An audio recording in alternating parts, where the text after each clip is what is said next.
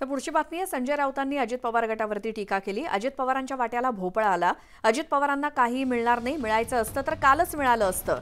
मंत्रिमंडळात महाराष्ट्राच्या वाट्याला काय आहे, ओढून ताणून आणलेलं सरकार, अशी टीका एकंदरीत संजय राऊत यांनी एनडीए सरकारवरती आणि अजित पवार गटावरती केली.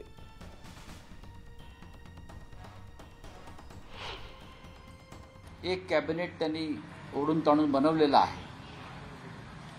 2 टिकू महत्त्वाचे आहेत. 2 बाबू, नितीश बाबू, चंद्रा बाबू.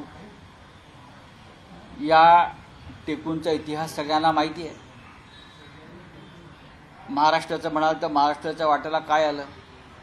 पियुष गोयल मंत्री झाले, ते स्टॉक एक्सचेंजवाल्यांचे मंत्री आहेत, शेअर बाजारवाल्यांचे मंत्री आहेत, व्यापाऱ्यांचे मंत्री आहेत.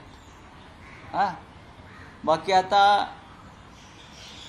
अजित पवारांच्या वाट्याला तर भोपळा आहे. आणि दुसरे जे आहेत नकली शिवसेना, त्यांच्या तोंडावरती एक राज्यमंत्रीपद फेकलेलं आहे. अजित पवार म्हणतात की आम्ही थांबलो कारण आम्हाला कॅबिनेट, त्यांना काही मिळणार नाही. मी सांगतो, त्यांना मिळायचं असतं तर कालच मिळालं असतं. जतीनराम मांझीसारखे एकच खासदार असलेल्या पक्षांना कॅबिनेट पद दिलेलं आहे. बरोबर आहे. या नकली शिवसेनेचे तर 7 खासदार आहेत असं म्हणतात ना. यांना त्यांची अवकात दाखवली. तुम्ही आमचे आश्रित आहात, तुम्ही आमचे गुलाम आहात.